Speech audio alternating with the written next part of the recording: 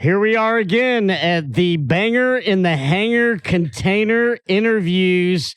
And holy shit, Cary Jackson, we're kind of sitting between royalty right now.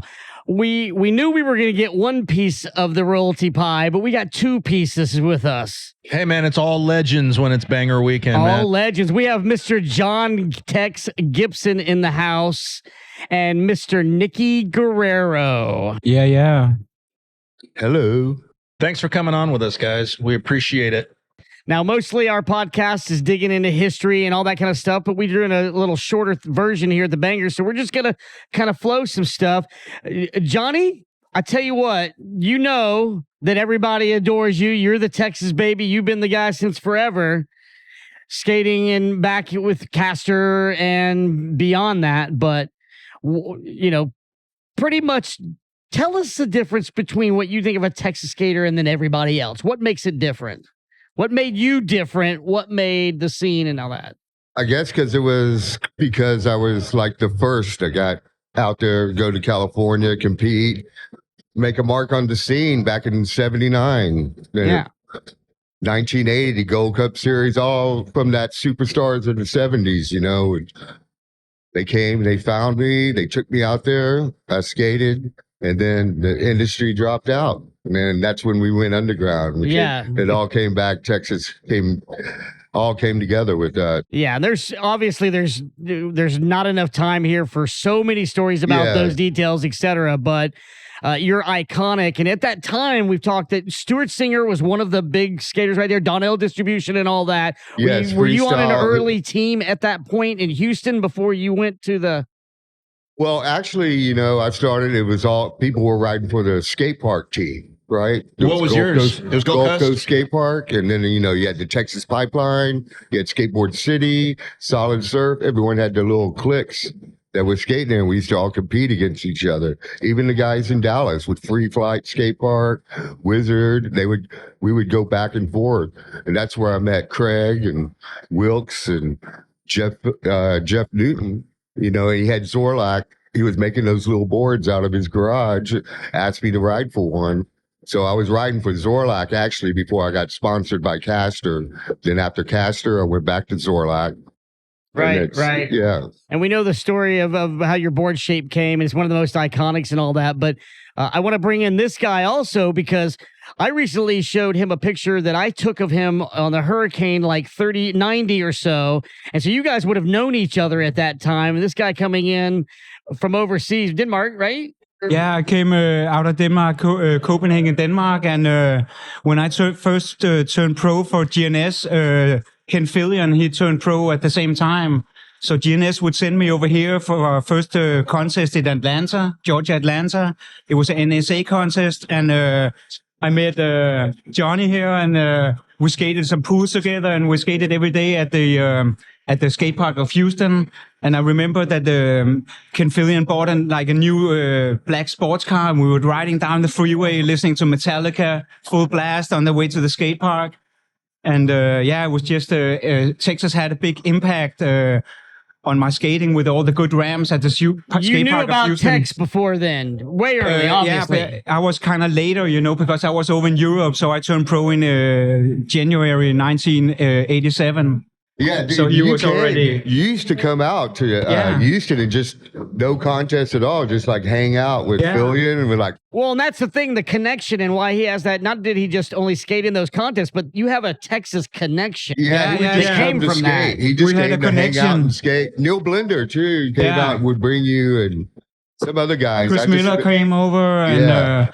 And I remember you came to Europe with Greg Johnson. No, it wasn't me. I didn't make it to Europe, but that was Craig. And Craig was over there. Yeah, see, I had to make a choice, either go to Europe with them or go to Brazil. And so that's when I was riding for the Alva team. The Alva team was a big, crazy. I remember one time that Greg Johnson, he came to Europe and we were in this French bar and there was a billiard table and the Alva team comes in, you know, with leather jackets and all of a sudden Greg Johnson's dreadlock gets stuck in a lamp on the wall. and he's like, oh, what? And he pulls the dreadlock and the lamp comes on the wall, you know, and he's like, oh my God, are we going to get in trouble now? You know? And, No, the because he's skaters like wrecked that 6 city. foot. He's 6'5", so Yeah, you're not yeah, going to yeah. get in No, trouble no. with him. But That's pretty good. Yeah. So, what were your impressions of Texas before you ever came here? When you were just, when you were getting started, early '80s, you were already you're already skating vert. You're getting sponsored, but you probably hadn't come over here yet. What was your? I came over and I saw all these videos and the pictures in the magazines of the clown ramp and also the skate park of Houston ramp, and especially this one contest on the big Kahuna. On the Kahuna, big Kahuna was just like a legend. Which that we kind wanted, we wanted to try it. Right. Yeah. on the Kahuna. What color was it? What color was the paint? Do you remember? It was or usually red? blue. I think it was but- blue or Yeah. gray. Yeah, it was only red for that one contest. Okay. So, so what kind of ramps did you guys have over there? Was it I'm assuming it wasn't quite that big, but We had smaller ramps, Did you? but I went a few years to this Swedish summer camp. they had the big ramps They had there. a big the ramp big there where transitions. McGill, he learned in 83 the 540. Right, 'cause- and then a year after in 84, Tony Hawk, he learned the 720, yeah. And they said it was because of the bigger transitions, they had more time. Yeah, they said that, but I had a problem because our ramp was a little bit smaller. Right. So it was hard to adapt, but I remember seeing that ramp. It was Sweden, right? yeah, Sweden, yeah. Yeah. The photos look crazy. What was the surface on that? Because it wasn't steel. It looked like it was some weird fiberglass thing. Yeah, I think it was like a wood, plywood or something, some Finnish plywood. Yeah, like plywood. birch or something. Yeah, birch. Yeah, okay. Well, at that time frame, one of the things, Johnny, that we've talked about, and obviously for both of you guys, is that the skate park of Houston and how important the Kahuna ramp was. And we know the story of the pros coming in from California and they were intimidated by it. But from that point on, it kind of changed the game in vert because you could really get your airs much higher. You could really boost, and it wasn't a play ramp. You either could ride it or you couldn't. How did that influence? Because obviously you're skating at that time, Johnny. You guys were just all over killing that ramp. Yeah, it's what influenced, I think, Dennis to build a ramp like that, Kahuna, because we had the P ramp before that, the fiberglass transitions, kind of like the blue ramp, but we would put 2 feet of extensions on top of the fiberglass, just major vert, and it wasn't even 16 foot wide, and we were just into it. And Dennis was like, I guess the guys around Orange Grove were building ramps. They were trying to get them big and stuff, and then Dennis just boom, built the Kahuna, and we're just like, whoa, this is it. Right. So we went from there, and then it kind of evened out. We went major vert for a long time, and then, the Hurricane. He built the Hurricane, which was like the perfect medium. Well, I understand that he built the Hurricane at the half a foot lower height because it was the NSA standard, and the Kahuna was still gnarly for everybody, so they kind of kept it at that NSA height. Which is weird because now all the ramps are 13 and 14 feet tall. Yeah, Like exactly. they're even bigger. Yeah, that's crazy. That is absolutely crazy. Yeah, and NSA wasn't supposed to be making the rules anyway. No. They don't make the rules.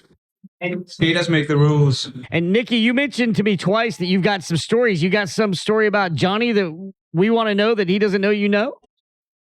I don't know. It's hard to remember, but I think one time Johnny introduced me to the pool skating because Ken Fillion, he wanted to go take me to a pool, and I don't know if Johnny was there, and it was like a gnarly little backyard pool, and it was like going over the lamp, and I almost couldn't. I could maybe do it rock and roll if I was lucky, or grind. I couldn't even grind. I think it was the first time I skated a pool, so I was And more that like was- the where ramp, was that? The ramp boy from Denmark. Yeah, was that in Houston? That was in Houston? Remember that? Was it by chance the Vagabond pool? I don't know. No, I if think it was a small backyard, that's Oh, small backyard. So no- today- no way. It was probably that indoor pool. Yeah, that little indoor, like a at rules San place. Felipe. Yeah. So Johnny and Donaldson knew today, about it. Cary, after breakfast, took me over for a little walk around the Vagabond. Yeah, the Vagabond is It's still still there. there. It's buried. You Oh, can it's walk buried? the slate coping, Yeah. and walk around I it. saw it on Google Maps the other day, and the hotel's gone, but it's just an empty field right now. But in the photo, the satellite photo, you can see the outline of the pool. That'd be a lot of digging. I know. I was like, we're going to go look at this. And we just ran around there. I'm like, I think we could dig it up. That's what the Groms are for. But I mean, that pool's big. That would be a lot. It was just cool because kids, go dig it up. Well, it's just cool because as far as Texas lore, you talk about the Vagabond, you talk about 34th Miracle Bowl, and it was just one of those. And obviously, there's epic footage. I don't know if you ever got to skate this particular pool, Nicky, but was it the bigger one with the graffiti all over it? Super wide. It had two shallow ends, so it looked like a might clover. have been there once. Yeah. But that was a fun one. Yeah. It just had the best transitions, and it was really smooth plaster. It wasn't gritty at all. It was so big, you lose speed to go anywhere you're going. Yeah. So, Johnny, you don't remember this maybe, but when Team Love San Marcos in probably 87 or 88, I took my Pontiac Landau and with Brett Anderson, and we picked up you, Fred Smith, and a Power Edge photographer at an airport in San Antonio.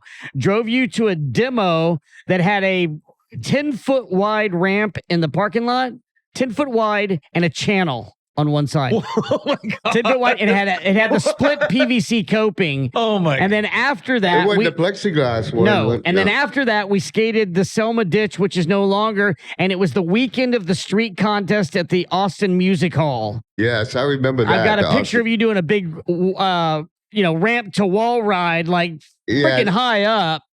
Dude, with your Alva, obviously your hair flowing, but you're getting your street on. Yeah.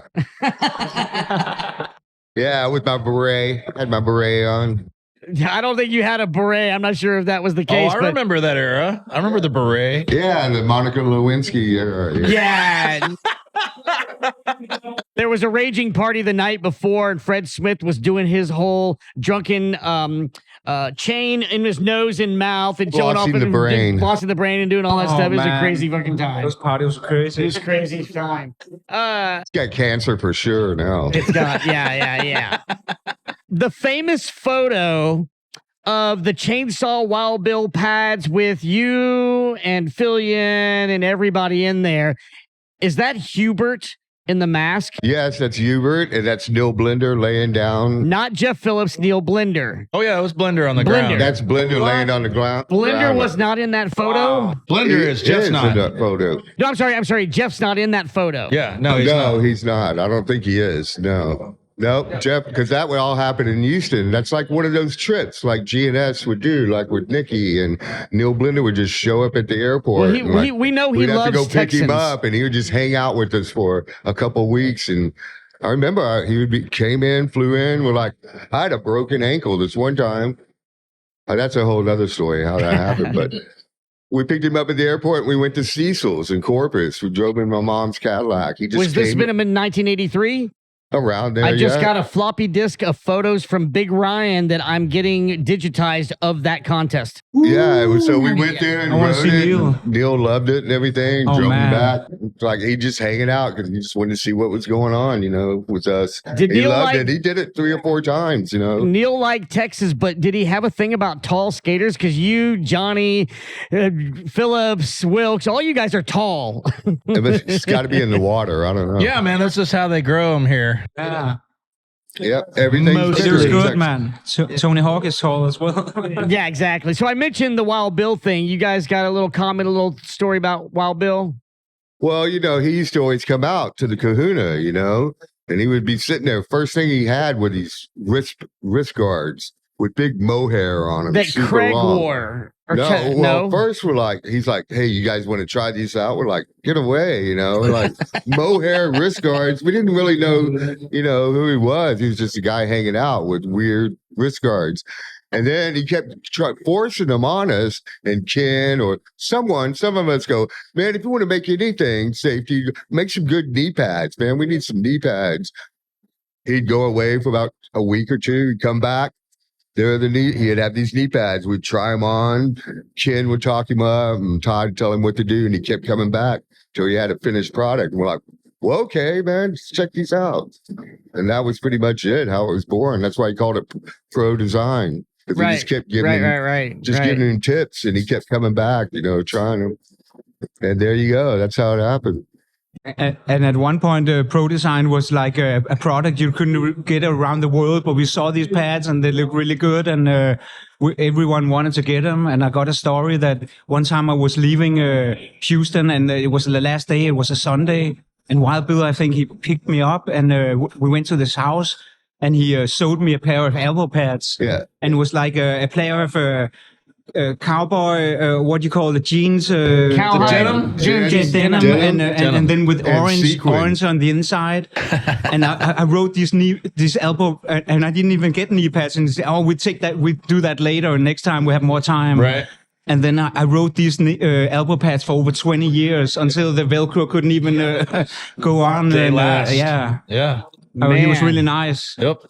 He's bragged about that. Like he'll point out on the X Games, like Bob Burnquist was wearing my elbow pads. Right. Yeah. Well, again, we're at the Banger in the Hangar Container. I just noticed that I have to go start some festivities in a minute. So, I know you can't, it's not a quick story, but something about Jeff Phillips.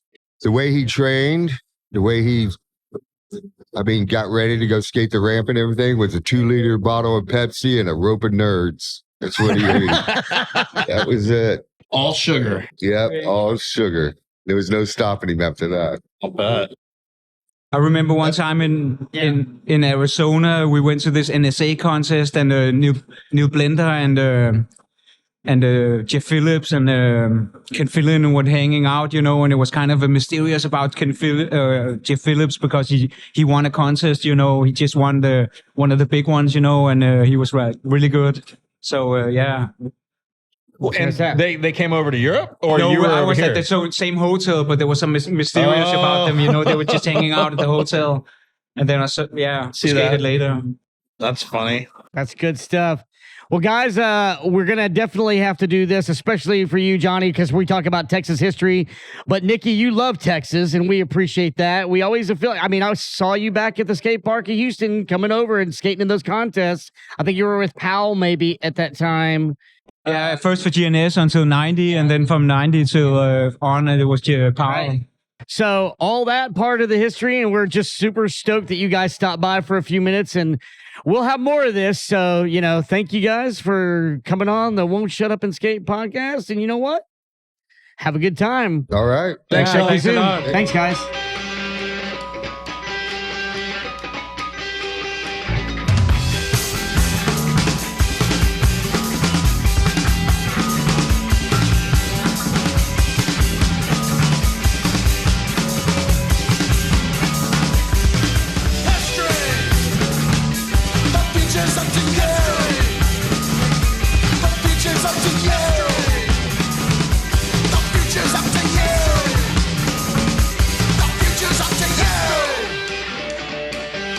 future's up to you. The future's up to you. The future's up to you. The future's up to you.